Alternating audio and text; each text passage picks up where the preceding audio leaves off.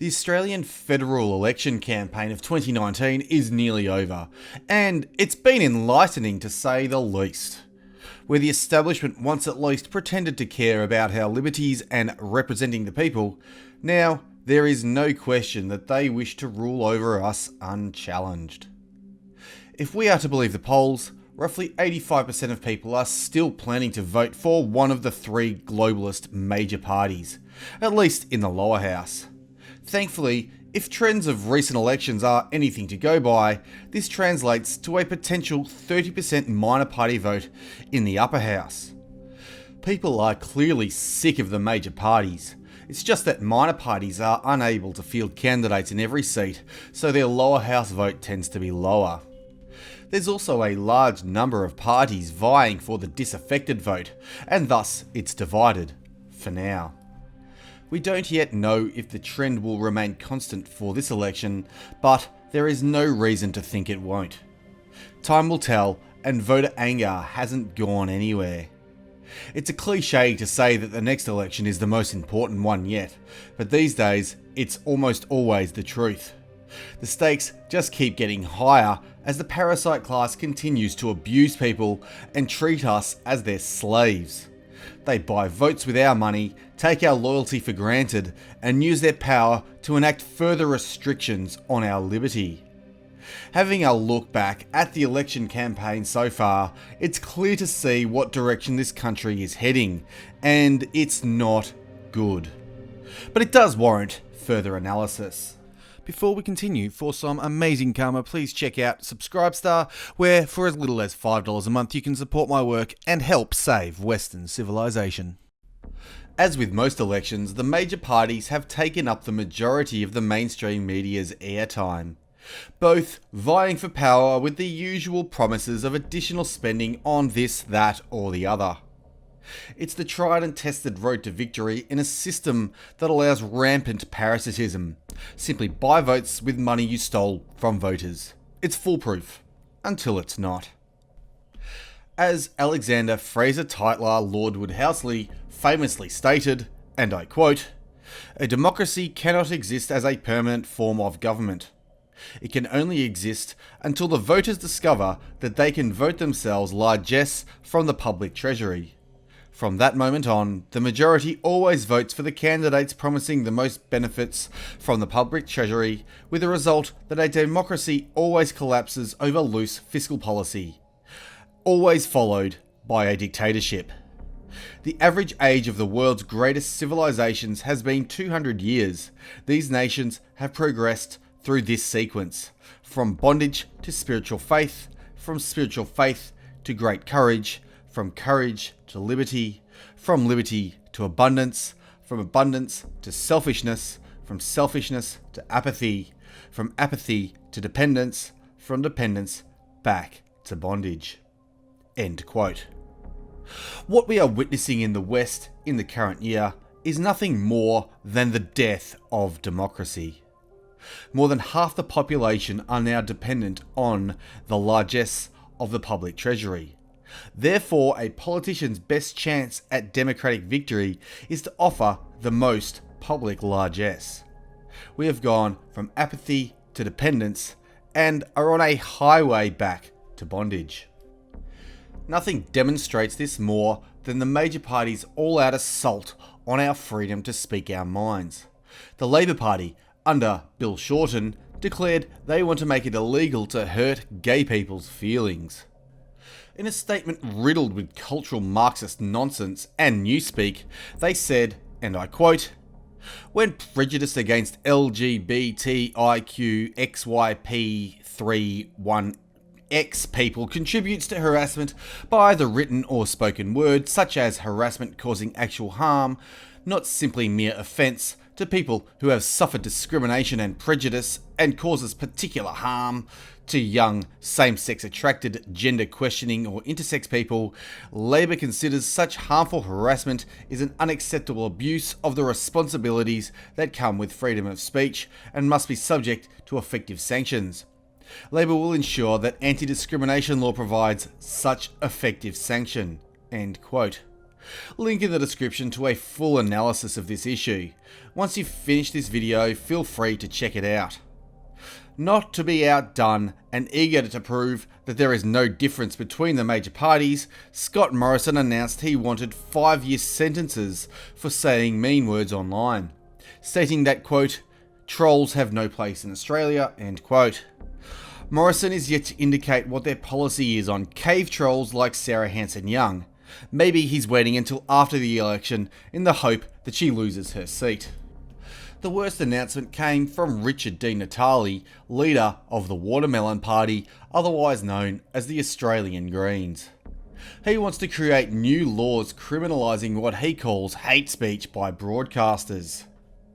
Dick Natale said, and I quote, "We're going to make sure that we've got laws that regulate our media so that people like Andrew Bolt, Ellen Jones and Chris Kenny, if they want to use hate speech to divide the community, then they're going to be held to account."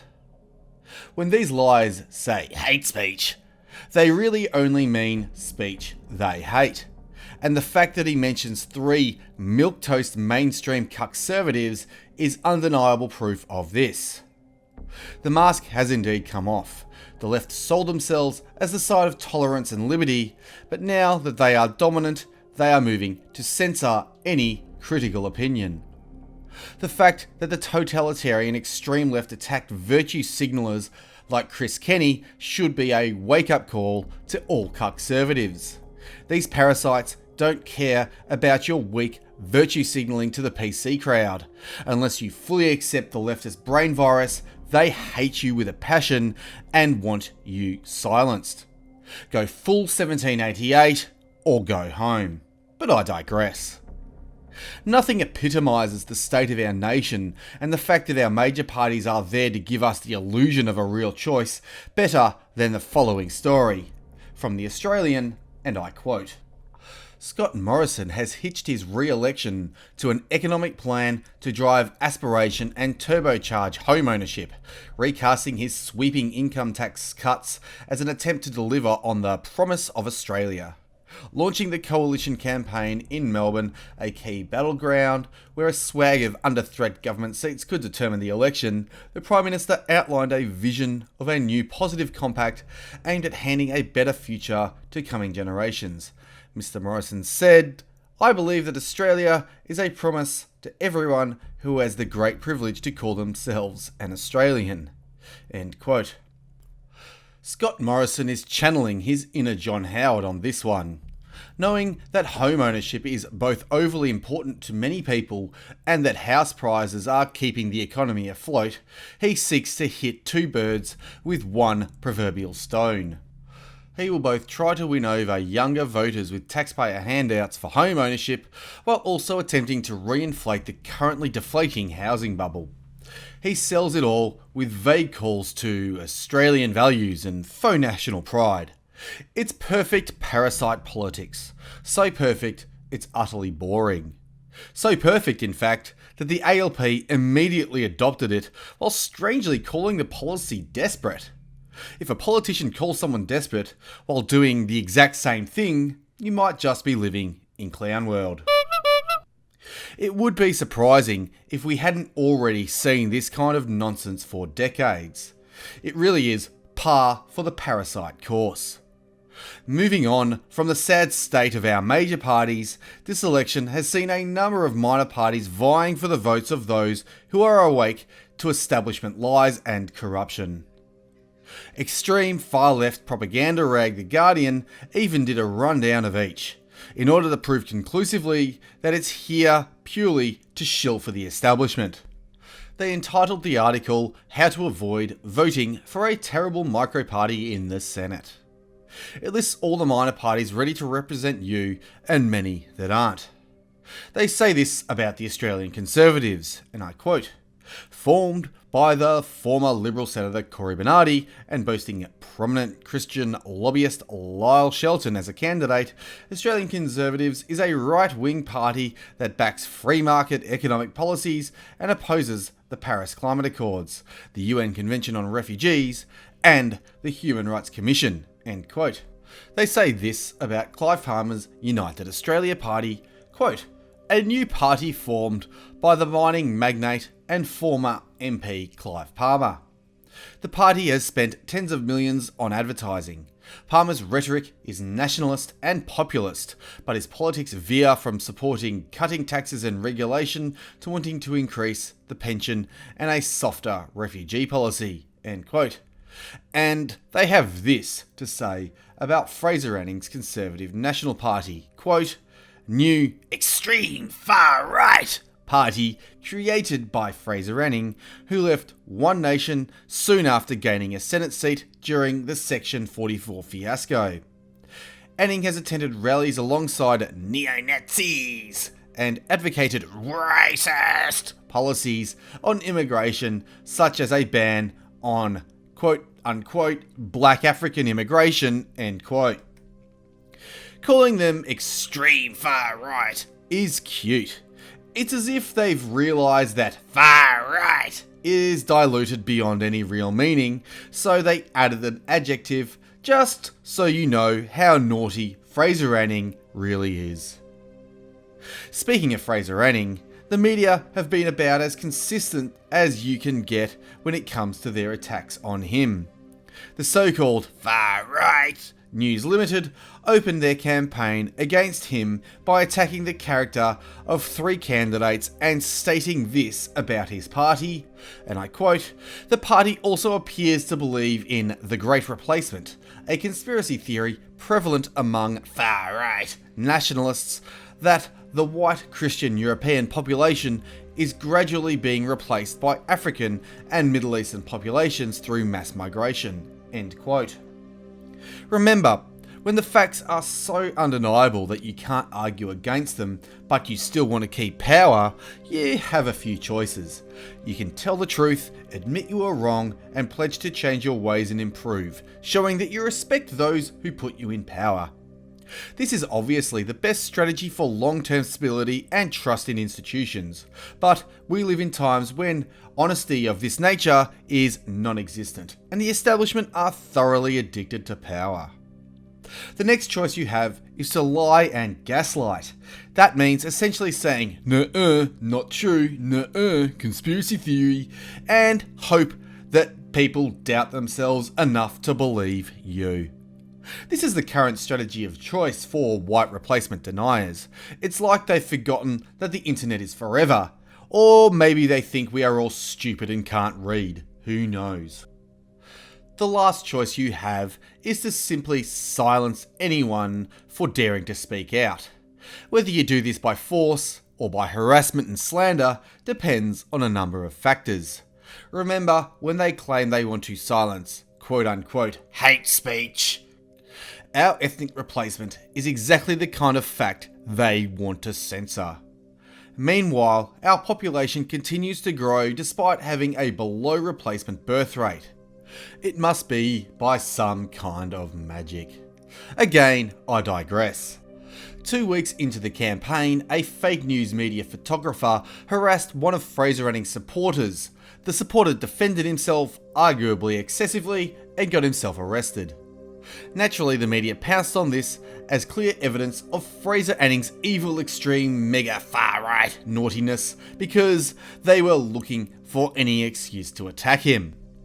Police later charged the man over the incident, which was interesting given other recent events.